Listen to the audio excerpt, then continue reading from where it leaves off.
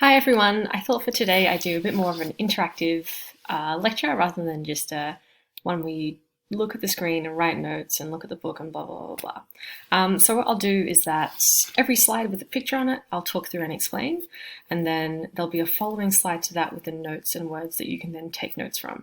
Whichever you prefer, either taking notes from what I'm saying or taking notes from the screen, they'll be more or less the same. So don't feel like you're missing out if you don't catch everything I say or if you don't see everything on the screen. Otherwise, you can record it or pause it, I should say. Also, I'll be putting various pauses throughout this video so that you can stop and ask questions to make sure that you're understanding things. I think it's just a bit nicer than going through the book, writing notes, blah, blah, blah, blah, a bit more interactive and also just fun to try out. So today we're doing the topic of vascular plants, and vascular plants are very, very important because they do the process, as most green-containing plants do, of photosynthesis. And photosynthesis, we know, is a fundamental chemical reaction. This is our key knowledge for this subject. So we're going to be looking at a selected vascular plant and looking at its specific structures, organs, and tissues. So when I say vascular plants, what do I mean? Vascular plants are the plants that you're probably most familiar with. They are trees, conifers, pines, flowering plants, shrubs, anything really that has a sort of woody or lignified tissue, something like that's got a branch or a stick to it. The word vascular means veins, so involving veins. So you might have heard the word cardiovascular system. That refers to the heart and vein system. So when we refer to vascular plants, vascular is really analogous to veins, so something that transports either water or nutrients around the body. And that's what we're seeing here. So you can pause that, take those notes if you prefer, or listen to what I'm saying just as an example. We've looked at a couple of organs of the vascular plant: leaves, stems, roots, and we've looked a little bit at how each of those support photosynthesis. Not too much focus on the organs of the plants today, but a bit more on the tissues and how the different tissues of the vascular plant work together. We can divide our tissues into two main types: meristematic, which means it does undergo cell division, and the permanent type, which means it doesn't undergo cell division. Simply put, the meristematic plants are the ones that are sort of towards the tips and roots of the plant. So you see here a typical meristematic tissue here. It's got a little bud, it's unfurling. That means it's going to continue to grow. Whereas there'll be some tissue within this main branch of this plant that will be permanent because it's part of its main structure, it's part of the vascular, it's not growing as much. That can be divided into a diagram that looks like this. So meristematic tissues are the ones that are at the very roots, so the ones that grow downward into the roots, and the ones that are at the tips, at the very end of the plant like this, which unfurl out and reach out. Permanent tissue is what we're going to be focusing on a little bit more today. We have dermal tissue. When we think of dermal, think of skin. So dermatitis, dermatologist, epidermis, they all relate to the word skin. So it's going to be the outer coating of the plant. When we think of the word ground tissue, think of something that's grounding it to the ground. So it's going to be a structural component of the plant. So the like woodiness, something firm and hard, and that's making it structured. The last one is the vascular tissue, which we did look at briefly last lesson. So vascular being the veins of the plant. We have xylem and we have phloem. So this is your reasonably good overview. Sorry, let me just move that over a bit. Reasonably good overview of the different tissue divisions of the plant.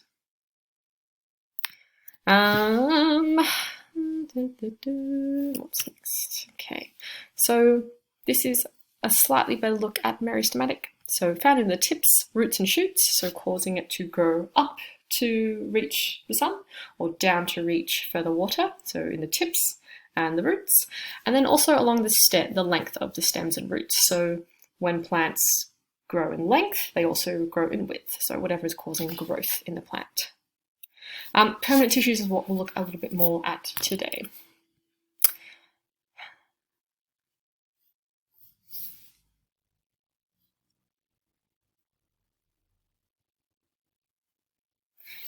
So ground tissues. They provide support and storage for the plant, and they are the site where photosynthesis occurs. So ground tissues are not the very tips of the leaf, but the main part of the leaf that does not anymore undergo cell division. Vascular tissues, this is a little bit more what we know quite well. Over on this side, this is our xylem tissue. So our xylem is responsible for transporting water up the plant through a capillary action. And this is quite analogous to veins. Capillaries in bodies are very thin veins. And it moves water in the exact same fashion. So if you ever get a very thin glass tube or a plastic tube and you put it in water, what it will do is the water will just naturally start to go up the tube, even though there's no sucking. It's because it's just thin enough that the water can travel up just naturally. This is called a capillary movement. Xylem moves water only in one direction, only from the ground up to the tips. So the root hairs, so the roots that are in the soil that are looking for water, that they absorb water up through the root hairs, and that travels up through the xylem of the plants, and it will go laterally, so it will go and reach the stems and leaves, and it only ever goes upwards. Some of this water is what is used in photosynthesis, so water being a reactant of photosynthesis, but quite a lot of this water is lost through transpiration, so the water just evaporating out from the leaves, which is something that a plant tries to prevent, but it's just something that happens. And as you can see here, this is the three sort of end products of the water. You have metabolism, so that's going to be for cellular respiration. You have transpiration, which is going to be basically evaporating, and you have for growth, so nourishing the cell and photosynthesis. The next main vascular tissue that you see in the plant is phloem, and phloem is what transports sugars around the plant. So the sugar that is the product of photosynthesis, however, it's not glucose that we know. It's actually sucrose. So phloem transports sucrose up and down, so in both directions around the plant. Sucrose is just two glucose molecules stuck together, so it's just it's a slightly more stable form of glucose. Slightly more stable than glucose, which is why it's transported around that way. Okay, what do we have next? All right, this is just a little bit more written information.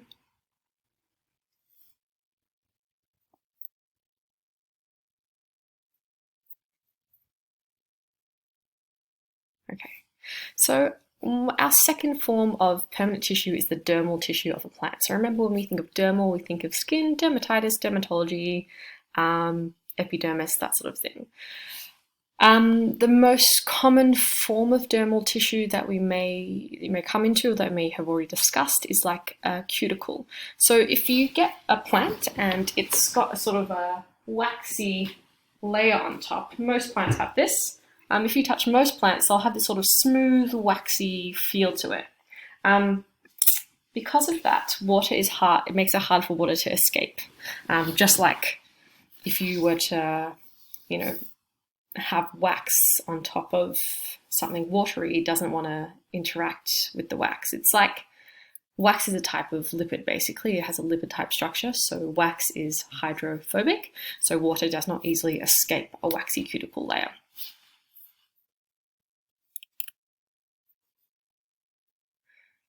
This here is just a little bit more information about water transport in plants. As we discussed before, water is absorbed up through the root hairs and only travels upwards. Some of it is used in cellular respiration and photosynthesis, but a lot is lost through transpiration.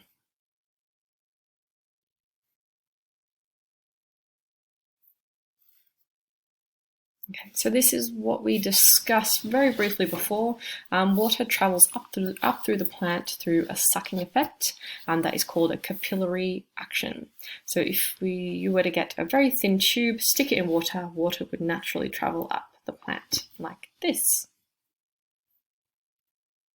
Which is actually a pretty incredible movement, I think, because imagine how very big trees can go, and water is not being drawn up through an energy pump or something that requires a lot of ATP to drive it, it's really being drawn up through this capillary action. So you have these fine xylem tubes from the very, very root of the plant all the way up to the top, and they are moving water through this sucking action. And that's because water is adhesive. It sticks to each other. So when it starts moving up a little bit, it'll start moving up a little bit more and building and building and building, like so. Next. Okay. All right, and that's what it looks like. So, little definition here. Adhesion is the process of one molecule sticking to a different molecule. Cohesion here is so sticking to each other. So water is cohesive and adhesive. And you see that when during the effect of a meniscus, or when you've got a glass of water, and when you overfill it, it'll make that little rounded bubble on top, and that is because of the cohesive effect of water, that it wants to stick to each other and stay on top. And when you see a meniscus form, that is because of the adhesive effect of water wanting to stick to each other.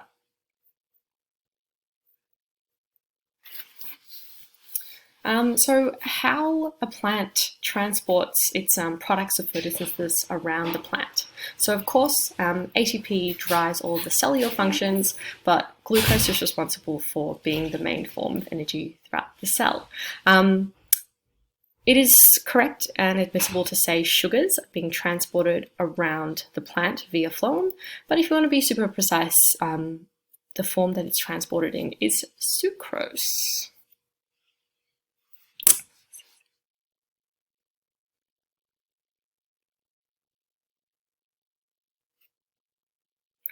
So phloem is an energy-driven process. Unlike xylem, which is driven through capillary action, the process of transporting sucrose around the cell uses ATP. It is an active process. What you can see here is a photosynthesizing cell, and one of the processes of that photosynthesis is glucose. And then that photosynthesizing cell is attached to a companion cell, which is adhesed right next to the tube of phloem. So the companion cell's main function is to produce ATP, which drives the movement of glucose, now known as sucrose, from the photosynthetic cell to the phloem. And so just like us, when plants have an abundance or a glut of energy that they've created from photosynthesis, which is a good thing, just like we store glucose and lipids and protein, plants do want to make some storage molecule out of the energy that they're producing. So not always just in ATP or simple sucrose. And these are known as storage sites. They're sinks, basically. As we know, the main storage molecule in plant is starch. That is a complex sugar. It is a polysaccharide, a very complex carbohydrate. It would be analogous to us storing fat. So glucose is used in both animals and plant cells as a very easy to use, accessible form of quick energy. However, we like to also store our abundance of energy, so our additional energy as fat. That is a little bit more harder to break apart, but we can store much more of it. In the same way, plants store their excess glucose or sucrose as starch, and that is why so many plants are referred to as starchy plants. So as you see here, this is a picture of a potato plant. Potato plants, they're part of a group of plants called tubers that includes pumpkins, sweet potatoes, that sort of thing. So the excess of glucose they store as starch, and that is what we can then eat. Just like we can eat the fat and muscle of animals, we can eat the starch of plants. So thank you for putting up with my experiment today. I hope it was a bit easier to understand than just the notes as they are. So today we looked at the tissues of vascular plants. So we know a little bit about the three main organs that contribute to photosynthesis. We have leaves, which are generally flattened to increase surface area to do photosynthesis. We have roots, which absorb water from the ground, and we have stems, which include xylem and phloem. Our two main subgroups of tissues are meristematic, which are growth tissues, and permanent tissues, which stay as they are. Under the permanent tissues, we have dermal, ground